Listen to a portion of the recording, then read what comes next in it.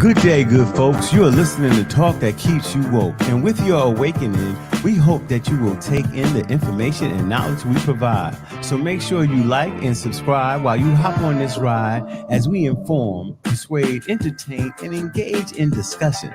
Welcome to Pot Liquor Podcast, which is knowledge to feed your soul. I make up one half of Pot Liquor. I go by Dr. A, the inquisitive one, a great debater, Mr. Slow Talker, a rhetorician, and an all-around nice guy, and a member of Alpha Phi Alpha Fraternity Incorporated. The other half of Pot Liquor is my homie, my dear friend for more than 30 years, Kim Parker Jackson Esquire, the legal one, Mrs. Creativity, never obnoxious, the gifted one, a terrific lady, and a member of Delta Sigma Theta Sorority Incorporated.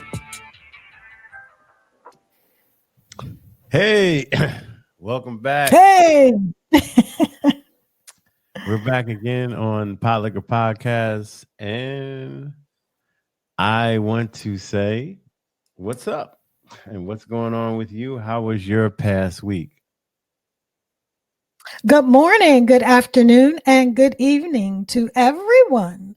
I am well. My week was good. How about you, Dr. A? How was your week? School started. Trying to get back into the swing of things. So I'm still working with that. Kind of mess up my schedule of how I have to go to the gym and what times. Truck is in the shop, but you know, God is still good. And I have no complaints. All right. So those who know the show know we always start off with our wow for the week. And our words of wisdom this week comes from Rosa Parks. She says, God has always given me the strength to say what was right. To me, that just basically says she's not scared or afraid to speak truth to power.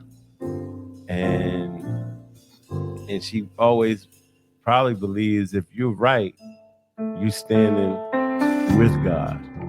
So that's my interpretation of her words of wisdom. What say you? I agree wholeheartedly with everything that you said. The only thing that I would add is that what this reminds us is that God is what gives us the strength. Or if you believe in a higher power or whatever you may believe in, it's something that has to be inside of you that is bigger than yourself, which gives you the strength to speak up and to speak the truth, especially when you have to speak truth to power, because that is kind of intimidating at times to speak the truth to the powers that be. So you have to have the strength within you, and that strength has to come from somewhere. And Rosa Parks reminds us that her strength cometh from the Lord. And that is all right. Those are indeed words of wisdom. And to that, I'll say amen. Amen. Amen.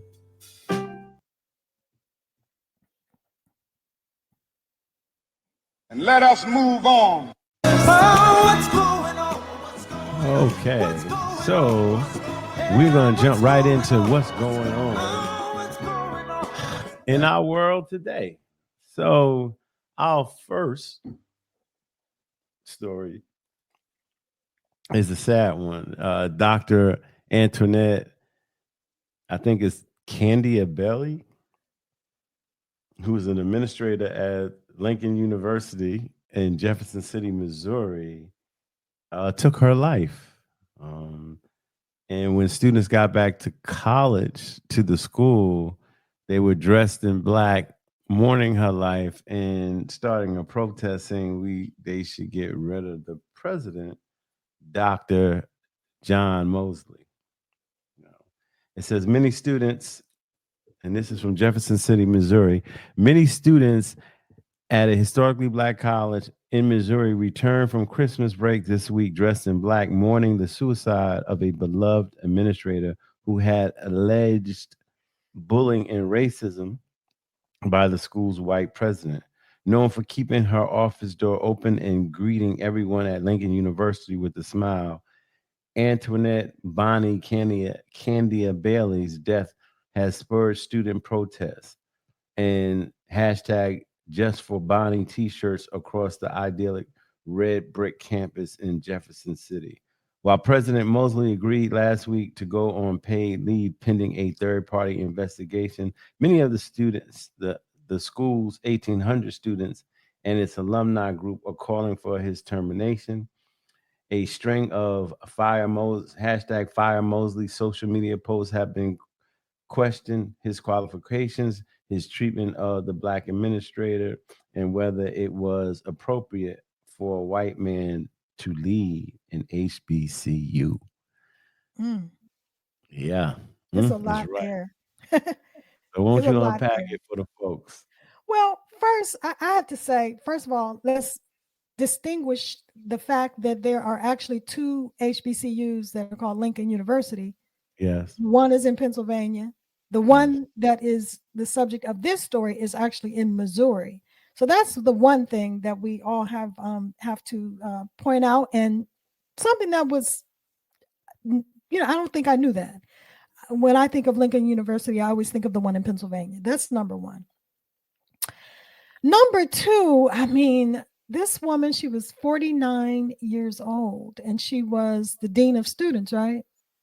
Dean of student affairs. Student But affairs, yes. right.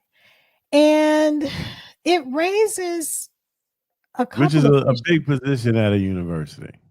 Right. And it just raises a couple of issues, one of which is how do you feel about a white man being the president of an HBCU? That's a question. I mean,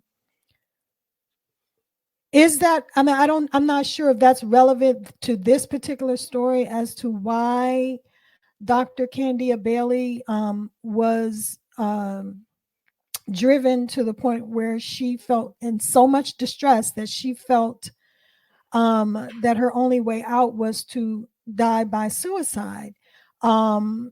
She obviously had mental health issues because she notified the university that she had depression and anxiety issues, and apparently she had disclosed this information to Dr. Mosley, who is the president of this university. And it seems as if, despite her mental health issues, she was still terminated for, I mean, we could go through the reasons why she was terminated according to the university and according to Dr. Mosley for, I mean, among other things, insubordination. But I think it's problematic. Let's not like undersweep those allegations of insubordination in allowing an ineligible student to work, allowing an ineligible student to obtain a discounted housing rate, and failing to adhere to confidentiality requirements in a grievance matter filed by two of her subordinates. Right. Okay. So these are the reasons why she was given for her termination. But I think it's problematic here because anytime you have a health issue or a mental health issue, you have to, the university, I think your employer is required to accommodate you. I mean, it's not it's not her fault that she had mental health issues and she raised these issues. And so they should have accommodated her for that. So the fact that she ended up. But in what way did they not accommodate her? Do you know that? I'm asking. I don't know that, but there's no information in the article stating that they did accommodate her mental health issues. And there's no information that said they did not. Right. So we don't know. Right. We don't know. But I would assume that if her mental health issues had been accommodated, perhaps she would not have died by suicide. I don't know that, but perhaps she would not have. And so now I think it's going to be, that could be an issue, and her family could bring a wrongful death claim against the university for not accommodating her under the Americans with Disabilities Act, which requires you to accommodate someone's mental health issues or their physical health issues. That's the first issue. And then she felt what, for whatever reason, that she was bullied and that she experienced racism by this white president and his administration for whatever reason. I mean, I don't know that, but those issues are relevant here. And I think the other issue, though, is the appropriateness of him being the president of this university. Number one, being a white male. Number two, being a former head coach of a basketball team and the athletic director. You can question, well, are you qualified the same way that he got his PhD in educational leadership, though. I know, but that doesn't mean that you have the experience. A PhD is a PhD. That's the education. Well, probably experience is different. He got a PhD in educational leadership, and yet he was a basketball coach and an athletic director. So we don't know when he inquired his an athletic director is a huge position at a university. So I don't want to undercut that. We're not undercutting that, right, but it is different from what the role of the president. It's still experience in leadership, though. Well, I'm going to defer to the people who are actually involved with the university. And if the students and the alumni felt that he wasn't qualified, then I would tend to defer to their opinion. Okay. You have the right to do that. I'm just saying, like, your first question, let's answer. Should a white person... It's not the right to do it. It's like hold on. Let's go back to let's go common sense. You yeah, it's common sense because again, the students have had to go to school have had to attend a school under the leadership of this particular president, and the alumni who are presumably involved in the everyday goings on of the university would have superior knowledge to me or you about what it is like to have to navigate through a university that has this man at the helm and in a leadership position, the president of the university. So they would know because they have that experience of attending the school day to day. I don't know if we're going down. We're going down. Can I get a word in edgewise? We're going down a different road. If they terminate him, it should be for the things he said about Dr. Antoinette Candia Bailey, like making jokes about mental health issues. Yeah, that is right for termination. Going into his experience, if we have it or not, we don't really have his background experience. I'm saying being an athletic director it's a lot dealing with leadership here because you're dealing with not just student athletes, you're dealing with a lot of different things at the university. And you're also working with the top administrative people. Let's talk about the first question you raised. Oh, you're saying that hold on. Let me finish. The first question you raised was, should a white man be president at a HBCU? And I'm saying, why not? Do you know that most of HBCUs were founded by white folks? Yes. Right. And funded and started because and funded. Yeah. They rather spend that money so you can be separate from them than to. Okay, go ahead.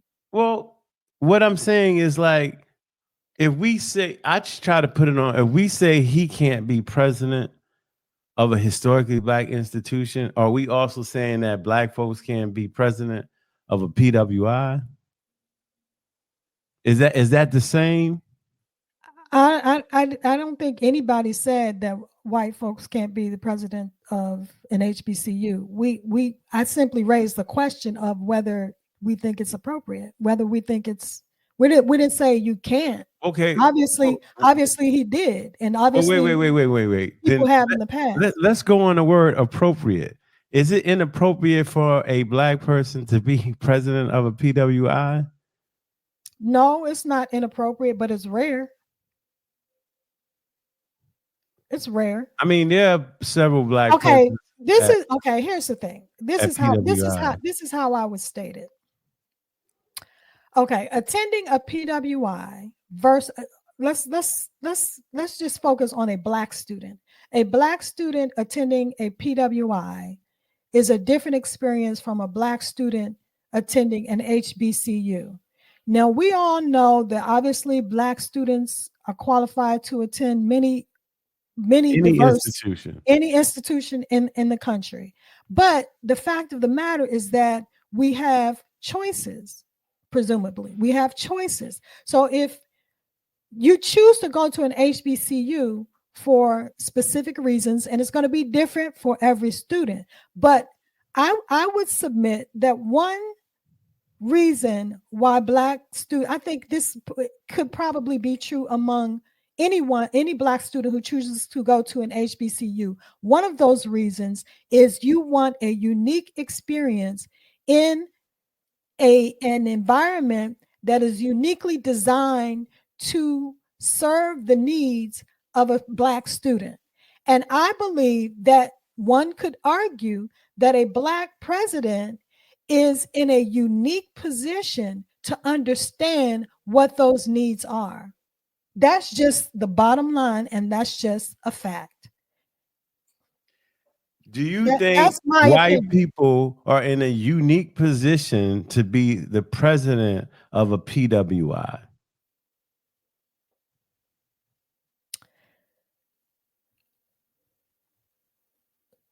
No. It don't make sense then. No, because if you're in a majority white country, then that's going to be the default. Your needs are going to be met as a default. What do you mean your needs are going to be met as a default? What I mean by that is a black student going to a white university is not necessarily going to have their unique needs met, because it's not designed for you to have your needs met. Whereas an HBCU was designed specifically to educate black students. Although everyone is welcome, that's what the university was designed to do, to address the specific. Now, okay, let's start here. Do you agree that black students have unique needs and requirements for their education? Is it unique? Like, do we? That's a good question. I think that's where I don't think when it comes to academics, I think HBCUs are culturally more tapped in to African American students, right, than PWIs. Right. So do you think I think the university, when black students go to a black university, the majority of time, I'm not going to say for all black students, but the majority of time, that their cultural needs are met and they don't have to go about creating spaces like black students have to create black cultural spaces at PWIs. Exactly. Okay. So assuming that is true, do you think a black president would have superior knowledge, being a black person and understanding the experience of black people in America, having lived through those experiences themselves? Do you think they would be uniquely equipped to address the needs of the students versus a white person? That's really just the bottom line. And Okay, that's the so what point that I I'm would trying to say make. is we're narrowing it down too much. What I would agree that most What African do you mean American, I'm narrowing it down to? let me I don't explain understand. it. I'll explain it. Okay. Most I would say most African American people culturally equipped to handle their culture, their in group more than an outsider is. I would say most, not all. I would say most, right? But just because you're the president of a university doesn't mean everything you says goes. It's not like a white person couldn't lead a HBCU. White folks work at HBCUs. I went to Morgan. I had professors at HBCU. You know, you in front of black folks, and they tailored their syllabus and syllabi to, uh, the cultural needs or the cultural wants, uh, the cultural uniqueness of African American students. Right. So when anybody is the president of an institution, like if I'm the president of a predominantly Hispanic institution, I'm not going there trying to give them my cultural needs. I'm trying to suit their cultural needs, right? Right. I think that folks are able to. Now, if you say better, I'm not going to argue with that, but I don't think that prevents. And I wonder how he went from these other positions to the president of the university. He must have been well, I don't know, but it seems like he probably was a well-liked individual. If you're a white person and they hiring you at that job and you already worked at different areas on campus, it seems like you were well-liked, right? Because I don't think they would put you in there if you was a disgruntled or a mean individual. But I think he has a right to be terminated because of the stuff he was joking about with his mental health, about her mental health. I think that's grounds for termination. That's immaturity. That's insensitive, and you don't need anybody at the helm that way.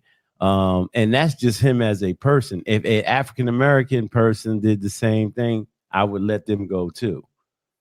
So I understand what you're saying, but I don't think that's the grounds for him to go. No, I'm not saying that's the ground. I'm just saying this story just raises that issue.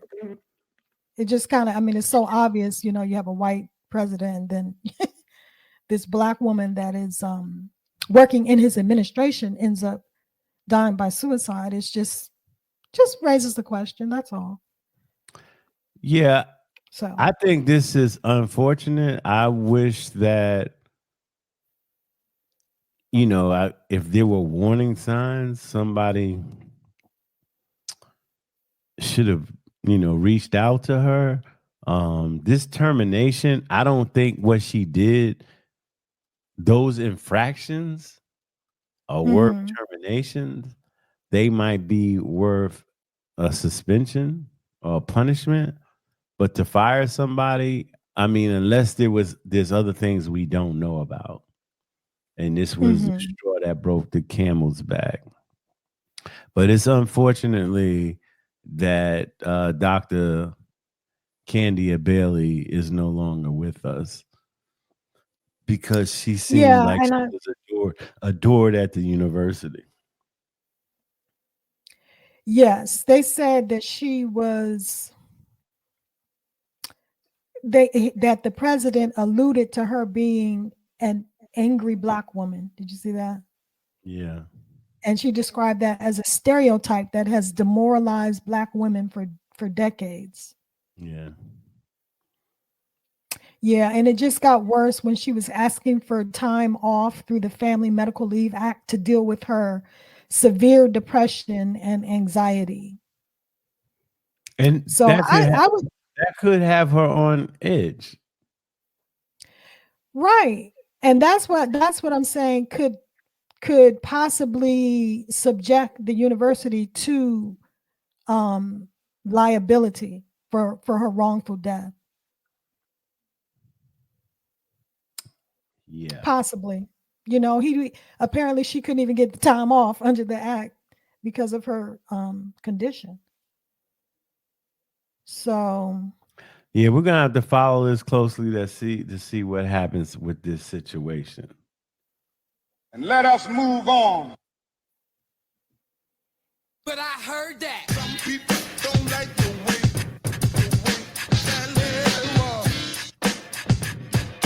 that All right. So we have another situation that's kind of creepy and wrong here. Ben Crump, civil rights attorney, is calling for a federal investigation of unmarked graves in the death of 200, I believe, 15 people behind a jail in Mississippi.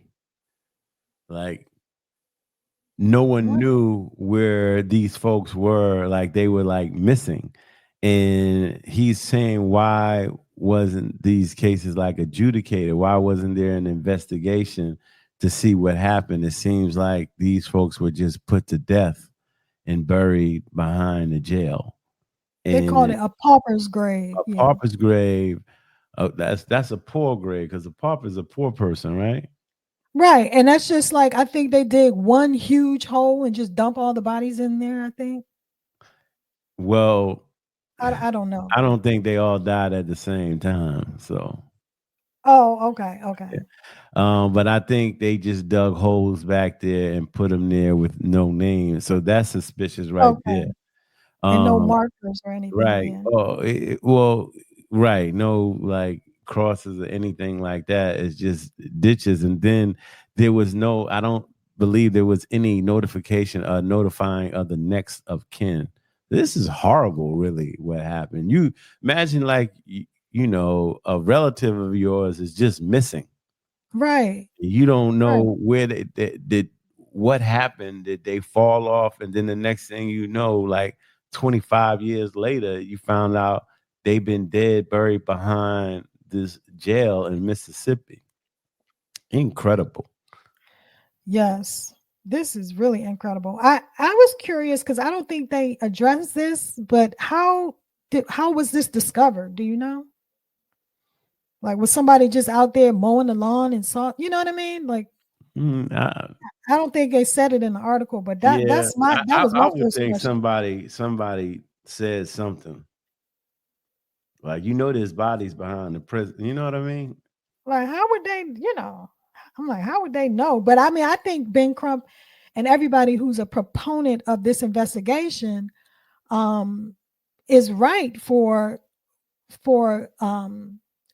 calling for it and for demanding it, because it's like, what kind of country do we live in where this is possible, where you just basically dispose of people with no notification to somebody knew that these people had relatives and no notification to the relatives, and that you could just do this without even notifying the state. Like, what the heck is going on in Mississippi? It's like, first the water, and now people come up missing and buried in a pauper's grave, come to find out. So it's just inhumane and uncivilized to me. And although there were Black, white, and Hispanic people among these people that were buried in this pauper's grave, a majority of them are Black. Yeah, that's what the article said. Right. So this one too, we're gonna have to follow closely. We're gonna have to find out what really was going on with the decision to put these people in unmarked graves behind the jail. That seems suspicious to me. Right. And this is what was the most shocking to me in this article. It said the chief of the Jackson Police Department, Joseph Wade, has instituted a new death notification policy that would give relatives information about their deaths and the cause. You mean to tell me that there was no death notification policy in this state? What? That is insane.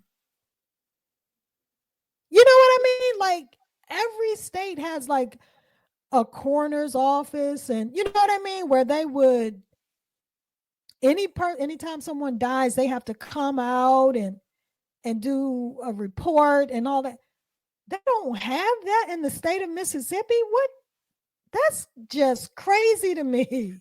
What in the cotton picking moves? Yeah, I don't understand that either. But this is another case that we have to follow closely to see if justice is going to be done or is just going to be swept under the rug. Yeah, they're going to have to exhume all of these bodies. Yeah. That's crazy. So That's stay tuned for that. And let us move on.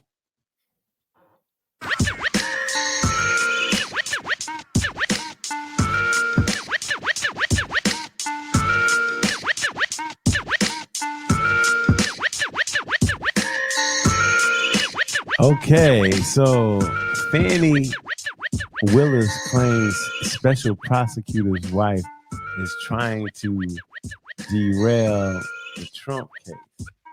So I'm gonna let my partner really talk about this, and then I'm going to chime in because we had some interesting discussion surrounding this topic.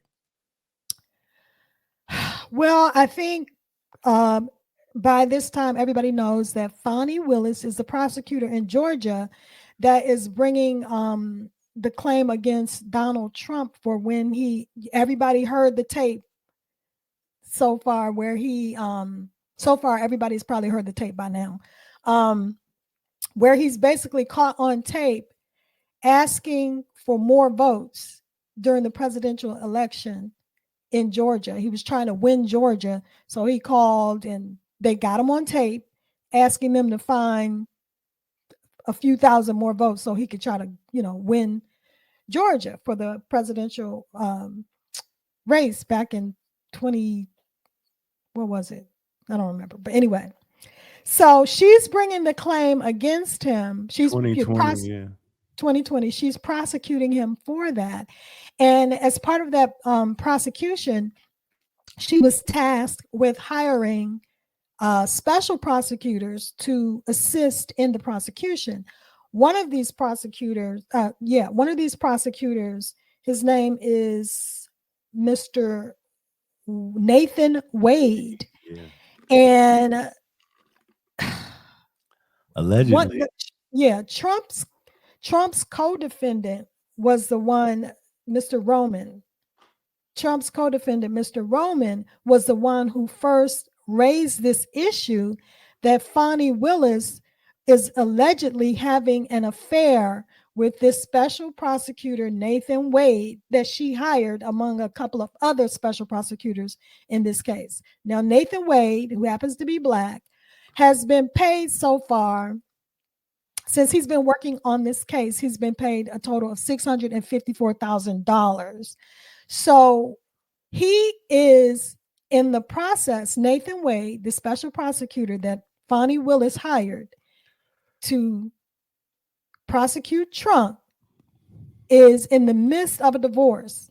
And now his current wife, who he's in the process of divorcing, is now trying to subpoena Fani Willis in her divorce proceeding because she's trying to negotiate a settlement and she's basically trying to get after the money.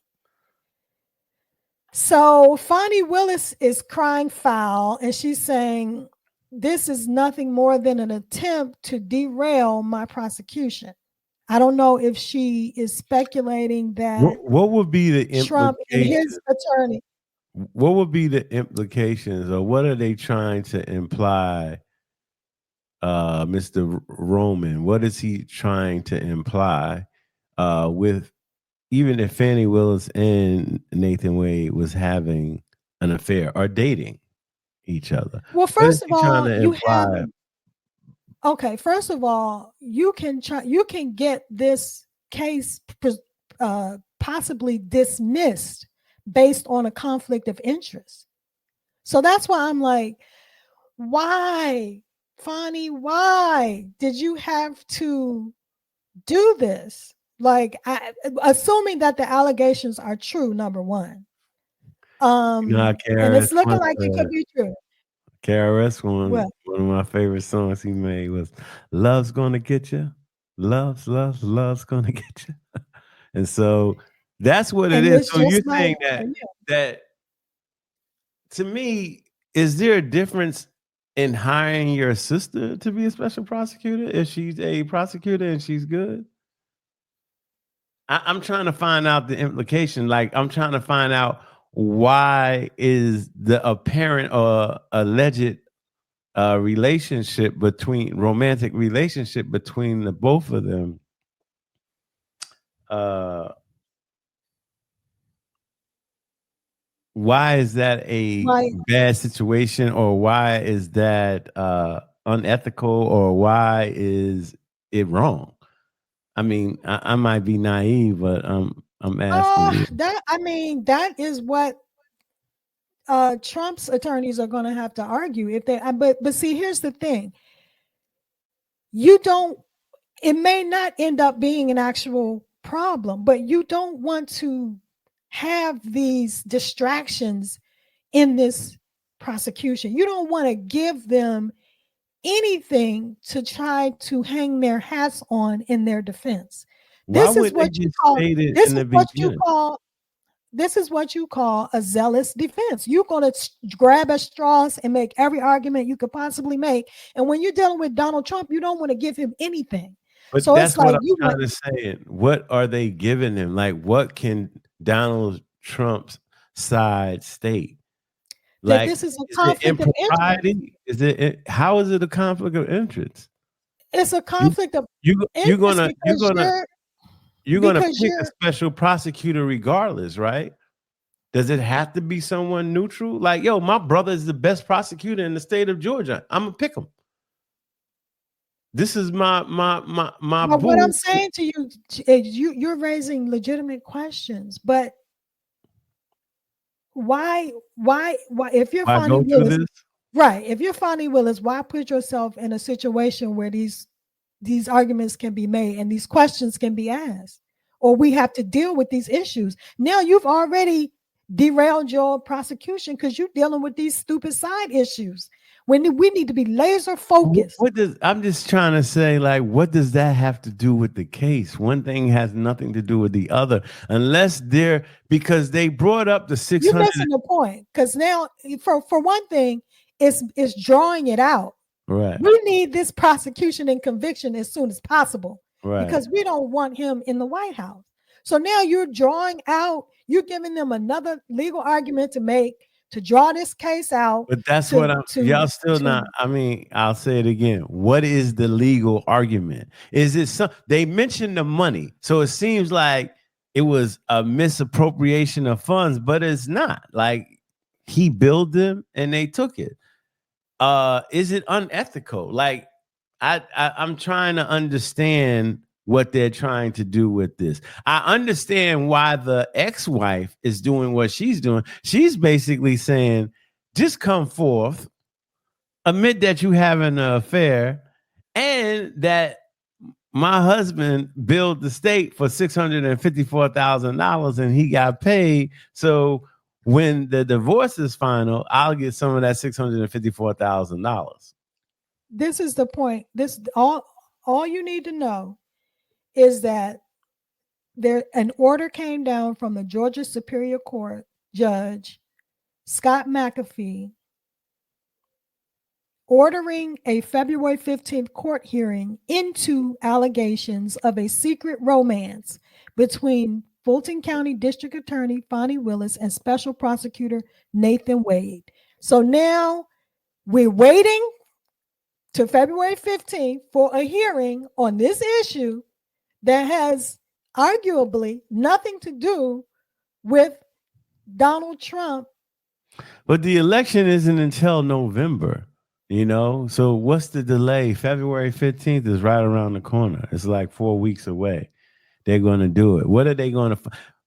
It's two things going on here. If I I'm think if you're I'm missing the point. correct, if I'm correct, one is the wife has an issue.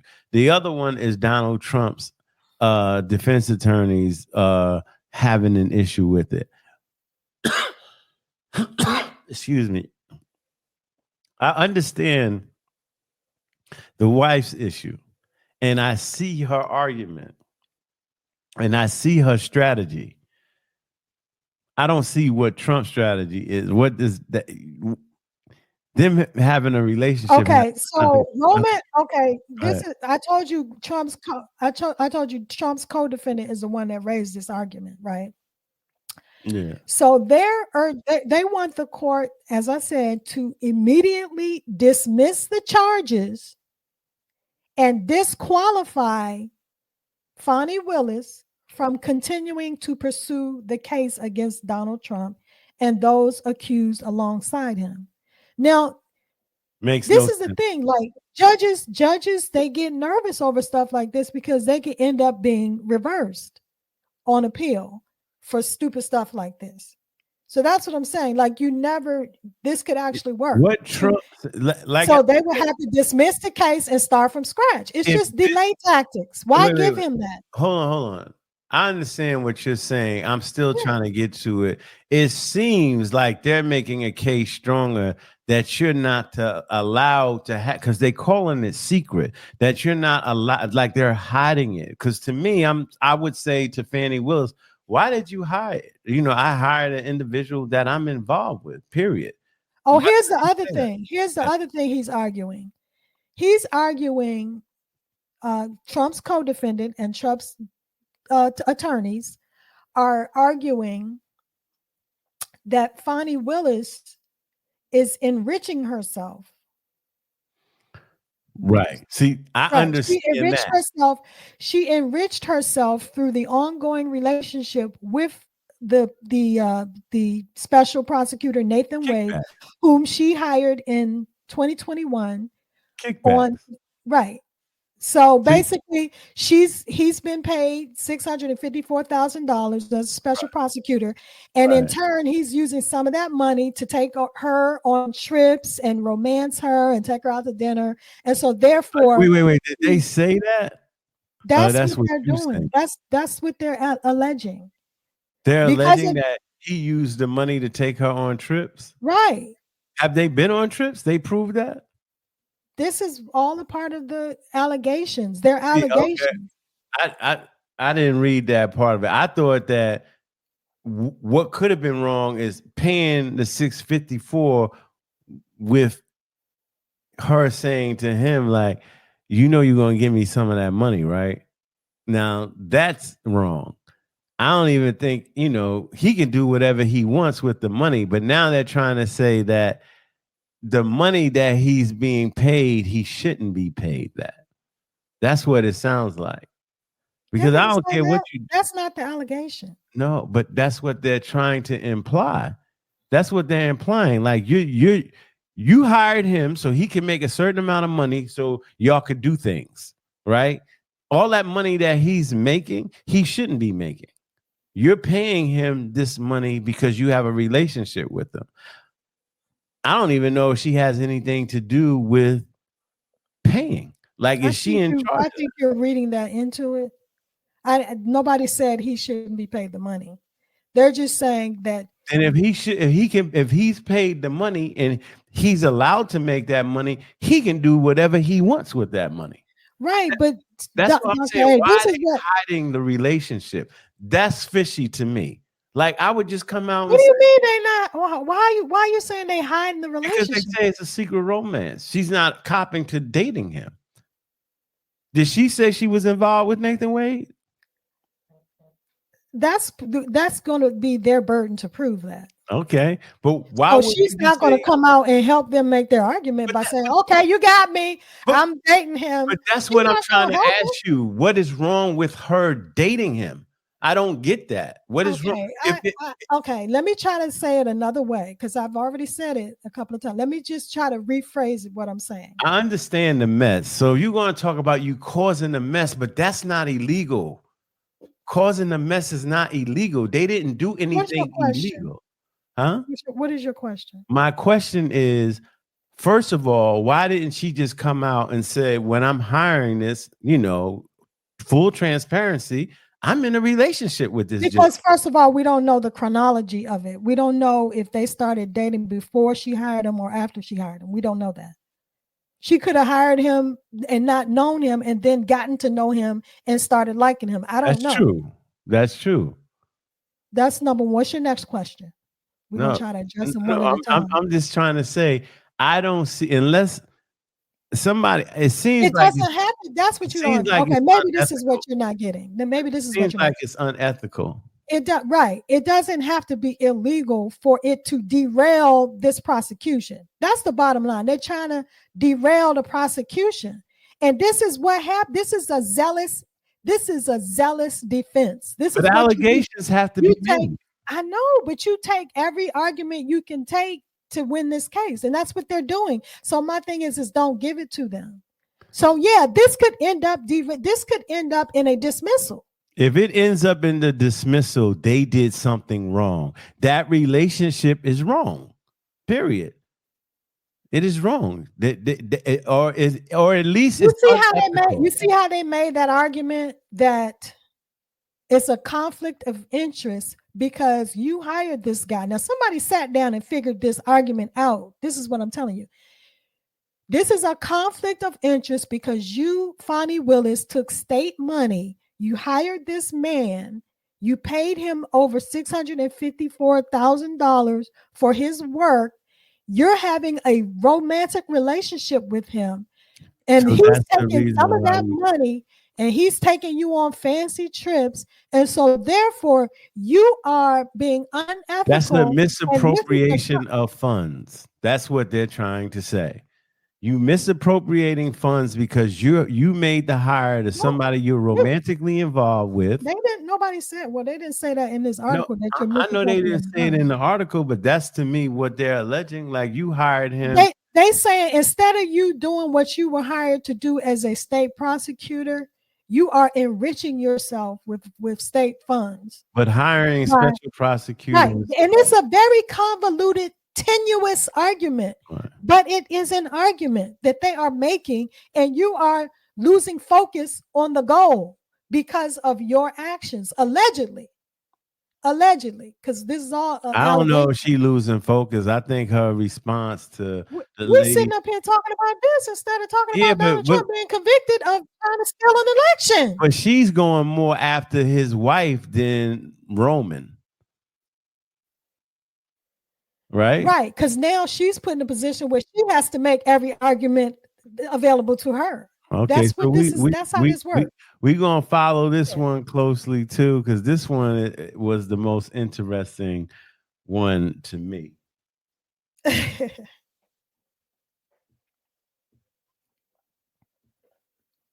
let us move on. All right, so to our fourth story. This is also an interesting one. Dylan Stone Miller, aka the sperm donor. So, Mr. Miller apparently, I don't know how old he is now, but between the ages of 22 and 25, he donated 400. He donated his sperm 400 times. He got $100 a piece over those 3 years for that donation, or those 4 years for that donation, which led him to make $40,000 in those 4 years. He said he did it for financial reasons, to pay bills, to pay tuition while he was a collegiate student. One of the ladies that was a recipient of his donation contacted him. Come to find out, they started a Facebook page with all the people who were recipients of Stone Miller. I think they found quite a bit of people. Now he's saying he wants to meet all the kids, which they're saying 97. He believes it to be 250. He wants to meet all of them. What say you about that? Is that So he actually took time off for his regular job to travel across the country and around the world, because these children of his are in 6 countries around the Well, world. he's making a good living as an engineer, I believe. Yeah, so I guess he can afford it. But My well, question is, what do you think about that? I think it's a little bit crazy. I think that at the time that he made the decision to donate his sperm to get the money when he was between the ages of 20 and 25, his brain was not fully formed, and he made a decision that I think now he's like, I may have bitten off a little more than I can chew here. Because I think when he made the decision, he was just thinking about the money he needed at the time. And now that he's older, and he's learned that he actually has these children out in the world, it seems to me as if he wants to make a connection with them. And he talked about how when he met up with a couple of them, it was really difficult for him to leave them, because they all kind of wanted to know, well, when am I going to see you again? And I feel like he is making connections with these children that he had a part in creating. And I think in hindsight, he may have made a different, knowing what he knows now, he may have made a different decision if he could go back. Because I think what he's discovering is that it is impossible for him to maintain a real connection with all of these children. It's just logistically impossible, because you can't be in all of those places around the world at the same time. And even he talked about the difficulty of even he talked about the difficulty of having to leave these children once he met them. And I think he's really enjoying the connection that he's having with them. What do you think? I wouldn't have donated in the first place. Maybe to like. Why? Because you said you actually had this option. I mean, we all in college had them. They had ads going around like, people want to get pregnant. But talk about why you specifically decided that this is I didn't want kids that I created running around the country that I didn't know. Okay, why not? Because then I just having somebody in the world coming from the community that I'm coming from that was fatherless, or in some cases, sometimes, same gender partners are having kids that way. Also, it could be a heterosexual couple that just could not. Yeah, they can't conceive. Yeah, right. So they won't be fatherless. If I know them, that's different. I'm just talking about from me. Like, I'm not being the dad. Like, I have my biology is running around in a child. My DNA is running around in a child that I don't know. I never wanted that. Okay, so let me ask you this. Let me ask you a question. So are you saying that if you had a biological child, you would want to have a connection with that child, as opposed to knowing that child is here and you don't have a connection? Right. That's why I wouldn't donate sperm. Okay. That's so that's kind of what I think I'm saying, is that I don't think that this particular sperm donor realized that is how he would feel, because I think that that's how he feels now. Like, I want a connection with these children of mine that I I had a think the first biological lady partner. shouldn't have reached out to him. I think she should have stayed with the agreement. And the agreement was you don't connect the father until the child is Yeah, you 18 don't. years old. Well, you don't. I would say don't connect the father at all. I think you tell the child, the situation, and you could tell her why you did so. You know, So you don't think the child has a right to meet their sperm donor if they want to? that's a touchy situation because the sperm donor signed the agreement, and if he doesn't want to, because then all of a sudden there might be expectations. But I here's mean, the thing though. for health reasons, yes. That's what I'm saying. Then he donates, and I know you say is in 6 different countries. There's 97, people. God forbid it is 250. 6 in the 250. It's more than 80 per country, right? So that's a lot of kids that you got running around, and there could be a chance that they connect with one another. And then if they have kids, then it's going to be messed up. Okay, but you said that the first woman should not have contacted him and she should have abided by the agreement. But he didn't have to respond to her reaching out to him. He voluntarily responded. That's true too. Yeah. But if she wouldn't have reached out, he probably wouldn't have, thought about it. Right. Now he says he Yeah. saw the Facebook page and all these kids on there that's his. Well, that's a part of his recipients of his donation. Because you're not a dad, dude. Like, that's not a fatherly thing to me. Like, this should be at least, and I'm not talking about rape victims or anything like that. Please forgive me, but I'm talking about usually if there's a clean process of creating children like you did, you're doing it with somebody at the time that you love or really really like enough to share your beauty and your body with that individual. So yeah. But hey, Hmm. He was a very generous yeah, donor. to each his own. And let us move on. Here we go, yo. Here we go, yo. So what's the scenario? Here we go, yo. Here we go, yo. So what's the scenario? Hey. So now we're going to play Am I Tripping? Am I Tripping game created by Reese Colbert. You can get it at amitrippinggame.com. These are fun questions that you can ask, you and your friends can talk about at the party at your house. Ready, Dr. A? Let's go. Okay, I'm picking randomly from the middle of the deck. My husband and I have been happily married for 5 years.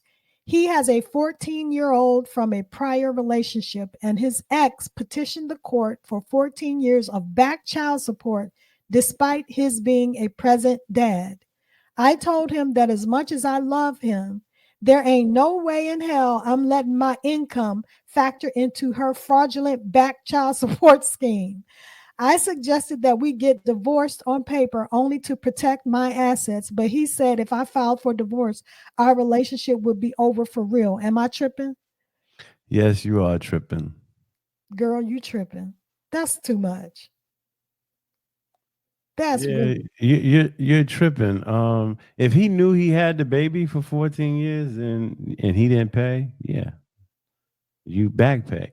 I don't like when you don't know you had a kid and then somebody brings it to you later and says you have a kid and you have to pay back pay. I would have been paying the whole time. yeah. I probably would have tried to get with the young lady, but then because this happened to my boy, a good friend of mine. Mm-hmm. The mother didn't say anything to him until the child was 7 years old. So he Mm-hmm. was 7 years in the rear. Okay, so then he had He to. had to pay for that. And he's still paying. Right. So if he was 7 married, years or 14 years is one of the two. so that's the thing. So if he's married, He is married. Okay, so now the court is going to consider their joint income in determining how much he's got to pay. They don't do that though with him. It's only his income. I don't know how it works because it's usually what you just said. You're right. Right. But it's not based on her income, it's based on his. I don't know. He's in New York. I'm not saying New York laws are different because I've heard people in New York get hit up. But I just think that's horrible. I don't think that the woman or the man should have to bear the responsibility. If say for instance, if you go into a relationship with a woman who has a kid that's being raised by her baby's dad, I don't think any of my money should have to go into it. Now, if I'm helping my wife do that, then that's fine. But you shouldn't make me. I bear no responsibility with that. Like that's a marriage law right there that I don't dig. Well, this is why in this scenario, this woman is willing to actually get a divorce on paper. But see, I don't even know what divorce on paper means, because if you say, okay, we just gonna get a legal divorce, but we gonna still live together, the court ain't gonna go for that. The court find out y'all living together. It's like it's clear you're trying to avoid having to get your income factored into this equation. If you can do that's that, fraudulent. Do that. Huh? That's what? Fraudulent. The court is probably fraudulent. That's just like if you file for bankruptcy and then you try to take your money and give it to somebody to hold for you, so it won't be me and my partner never were married. We lived together 12 years. They can't come after my money if she had to pay child support to her baby's father. They couldn't do that. I know, because y'all not married. Right, but they're not married anymore either. They're divorced. When I leave a divorce, I'm gonna say she tripping. I'm gonna say she tripping if she's just gonna get a divorce just to try to avoid paying this money.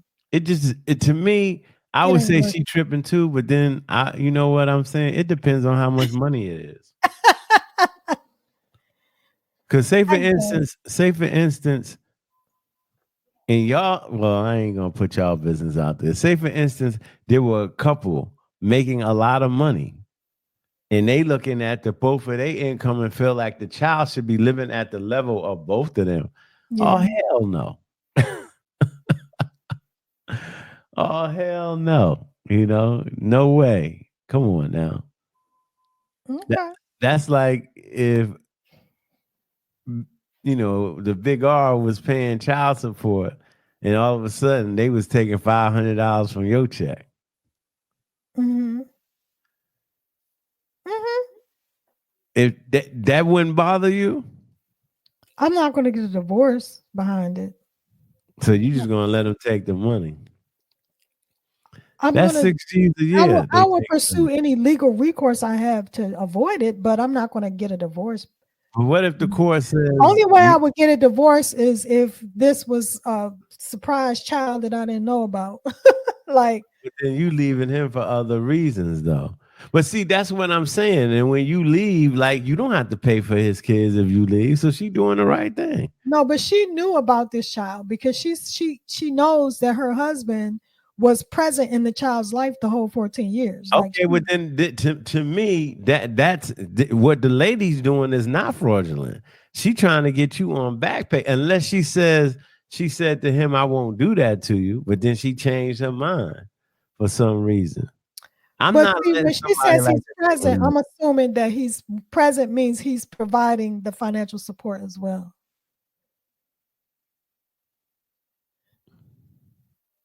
And hopefully he's giving his wife her money back, because they're gonna siphon her check too. Boom, the $500 is gone. So you saying he just gonna transfer the $500 to his wife? No, I'm saying the wife is saying that the husband was present in the child's life.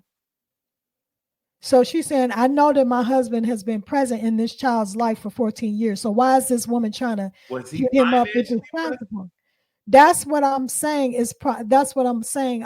It implies that she's saying he has been financially supportive as well.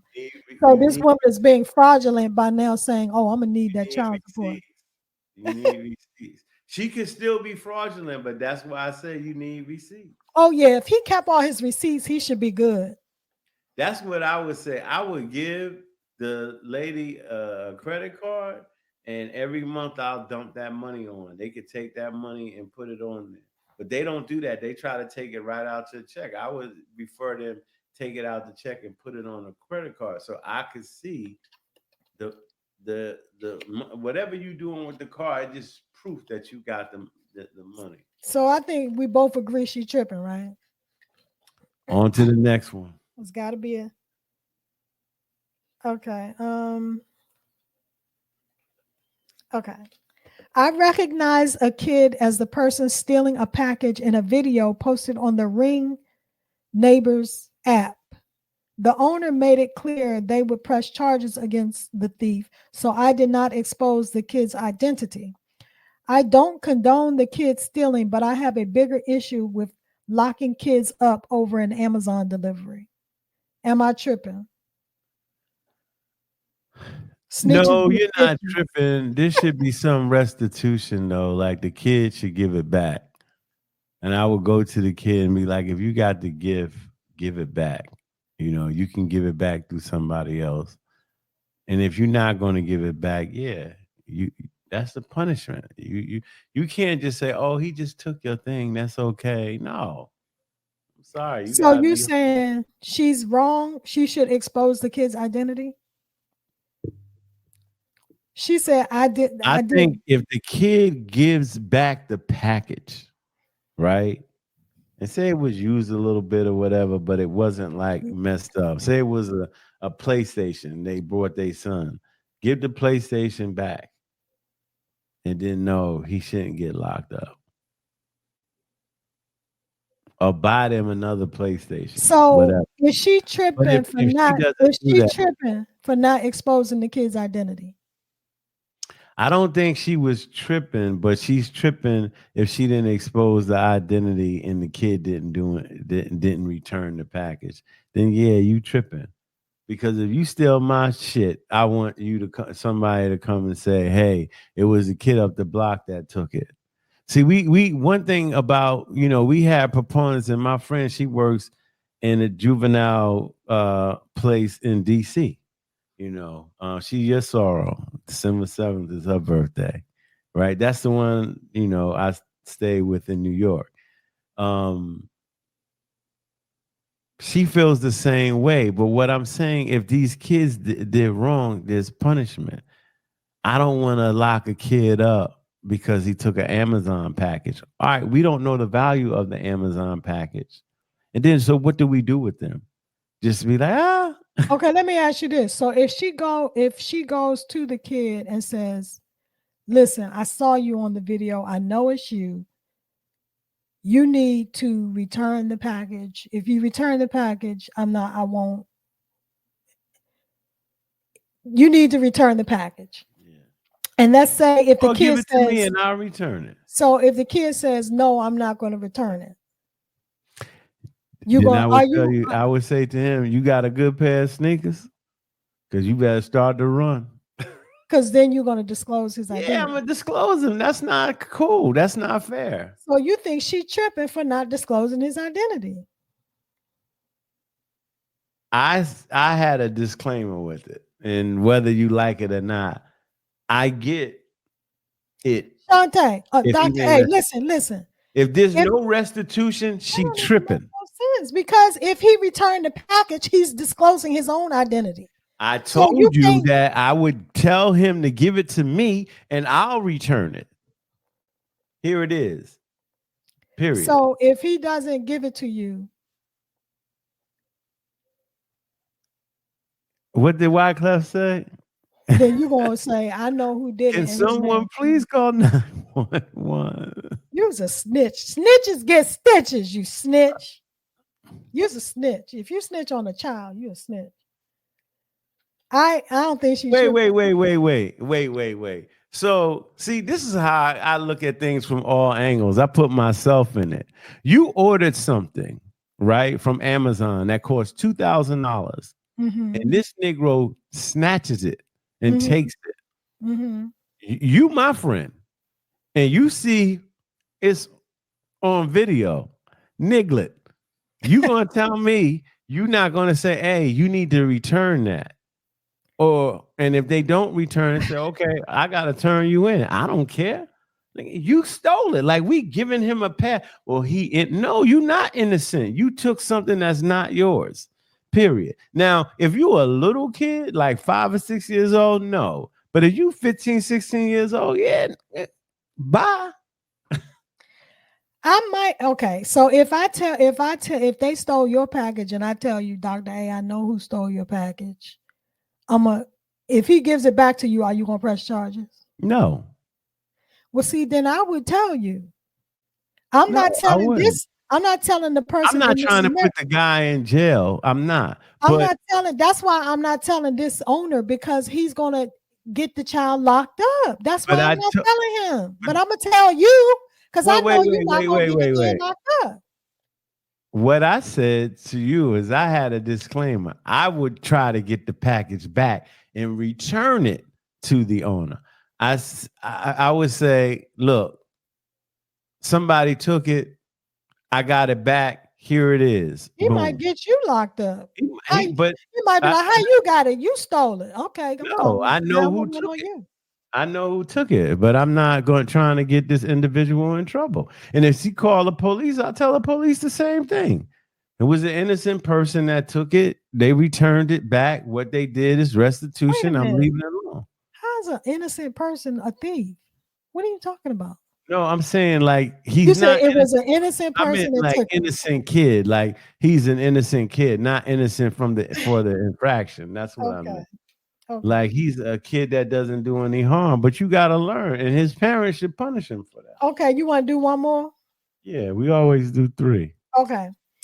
I hate for my food to come out from the kitchen at a restaurant and not be piping hot. That is me. So I instruct the waiter to bring my food out as soon as it is ready. I won't wait for everyone else's food to come if it means letting my food get lukewarm. Am I tripping? No, you ain't tripping because I can't stand.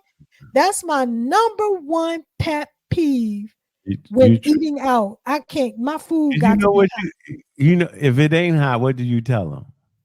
If it's not hot, I don't complain. I just don't. You don't tell them to go back and reheat it. I'm not going back there no more. No. Oh, okay. Well, then that ain't your number one pet peeve because your number one. That's why I don't like eating out. That's why I don't like eating out. But I probably am not gonna send the food back. It depends on what it is. If it's some soup and the soup, if it's soup and the soup lukewarm, I'm sending that. But I'm not eating no gazpacho. Yeah, I want soup.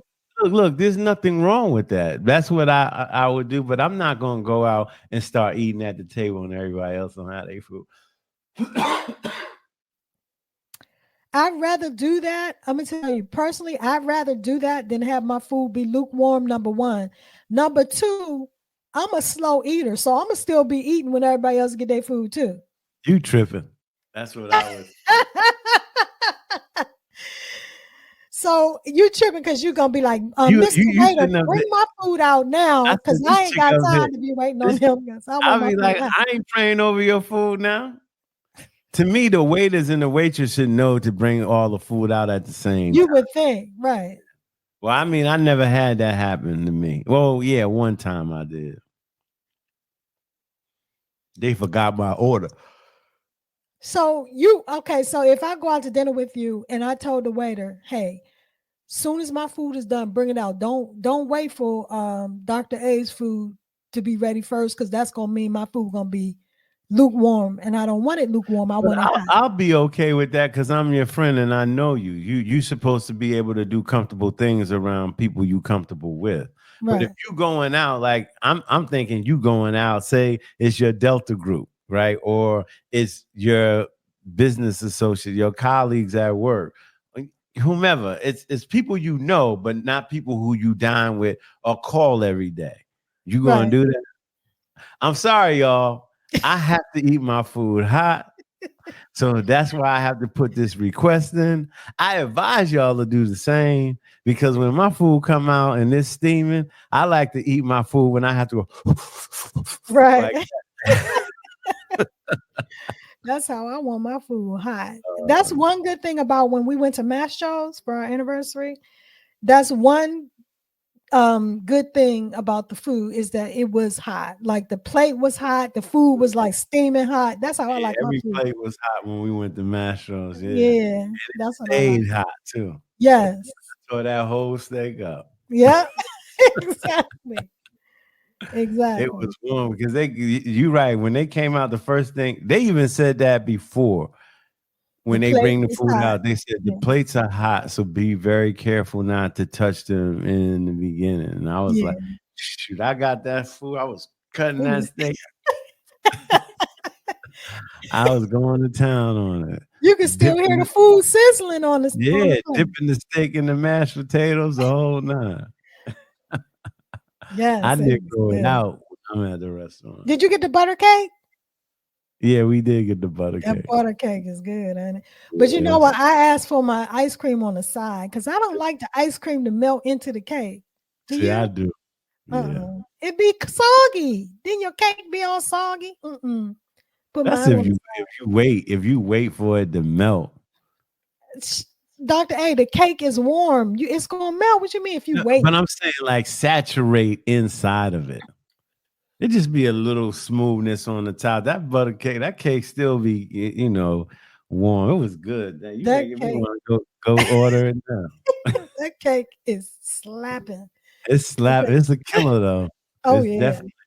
definitely a killer.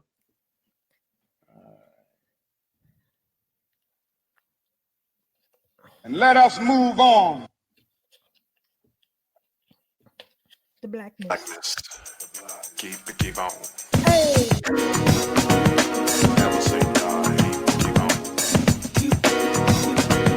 Blackness. Keep on. Never say die. Keep on. I love this song. Okay, so today we want to resume a series of Black History facts that we have talked about in the past. We talked about Black towns that have been basically buried underneath lakes in this country, and there's a whole list of them. We've gone through some of them. Today we're going to highlight one in Ferguson, South Carolina, as our little known Black history fact. Now, let's review a little bit about these towns that have been buried underneath lakes. They're called drowning Black towns. So drowning Black towns was another form of ethnic cleansing that used to take away that was used to take away Black generational wealth and make the area whiter. Drowned towns, as they were called, are towns and villages flooded by the creation of dams, destroyed by the advancing sea, or washed away in floods and never rebuilt. One such town is Ferguson, South Carolina, which was a majority Black town at one point. It contained Black homes, businesses, a church, a lumber mill, grocery stores, and a school. It was purposely flooded to create Lake Marion, the largest lake in South Carolina. It stretches nearly 110,000 acres of rolling farmlands, former marshes, and river valley landscape. Many people fish here and visit here, but are not aware that beneath it is the Black town of Ferguson, South Carolina, which is buried under Lake Ferguson. Ferguson, South Carolina, our little known Black history fact. Okay. And let us move on. And let us move on. Oh, hell no. Oh, hell no. Okay, oh hell no. Trump is warning Colorado Supreme Court uh, to leave him on the ballot. Okay, little misspelling there. Forgot the E. But yes, to leave him on the ballot. What say you, partner? This is outrageous. He's saying leave him on the ballot or else it's going to be chaos and bedlam. Pandemonium. This is absolutely outrageous. You know why? Because it's giving me January 6th vibes. Because this is the same thing he did back then, like inciting basically a riot. And that's kind of what he's doing here to me. He's like, it's like a dog whistle to his supporters that, okay, if they don't let me back on this ballot, y'all need to create chaos and bedlam. You need to get in the streets and you need to do whatever you need to do to protest. Similar to what he did on January 6th when during the insurrection on the Capitol, on the United States Capitol. So that's why I think this is, he done lost his mind. Like, you really trying to do this again? Like, yeah, this is crazy. To me, this is the reason why this guy shouldn't be the president of the United States, because he's a dictator and he has the arrogance that he's better than everybody and he knows what's best for everybody. So do it my way or don't do it at all, or the system gets shut down. It takes a certain type of asshole arrogance to be that way. And then you have some people they were interviewing on on CNN, like when they're out with the people saying, would you rather have Trump as a dictator or Biden as president? They said Trump as a dictator, and some of them were justifying it's just like this country needs some dictation. I'm like, speak for yourself. Like, Yeah. you need somebody to rule over you. Like, you're not an adult. Like, things are going different. Like, a lot of people say what they feel is enough. They bring up things that we shouldn't have these people or these group of people start their own agenda. And I'm like, what are you talking about? They're just trying to be inclusive. And you want Trump to back that, and you think he's doing good. And he's not. He's just causing chaos and disruption, which can lead to a civil battle. And Absolutely. that's not what we want. We don't No. want civil war in this country. We're above that. And democracy is the only thing that is the most, I would say, usable system that we have. Because we're supposed to, one person, one vote. That's how it should be. I don't, this country never needs a dictator. No, he wants to be Putin so bad. He wants to be like Putin and be president for life. And let us move on. Hey. Hey.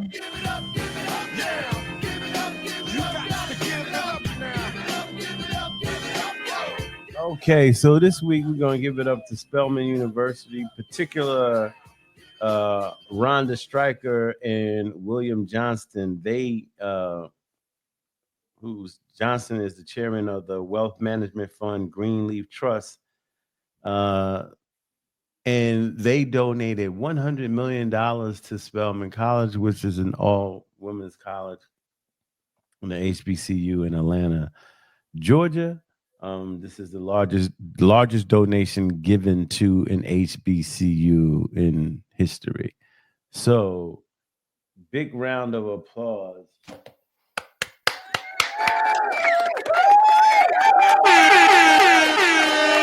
To Spelman College for receiving this amount of money, and I'm sure it will do wonders for them. What do you have to say? I think this is awesome. I think it is great that this is a one-time donation that is the largest ever. And I think it's great that a Black couple has these kinds of resources that they can that they can write this check. I think it's all beautiful. It's great, and I think it's needed. It's necessary. I know we talked about how HBCUs are underfunded in some states, and so it is great that this is happening. All righty. Did it again. The remix. Here we go. To wrap up the show. Okay, today we didn't have any love today. That was one of the first times that we did so.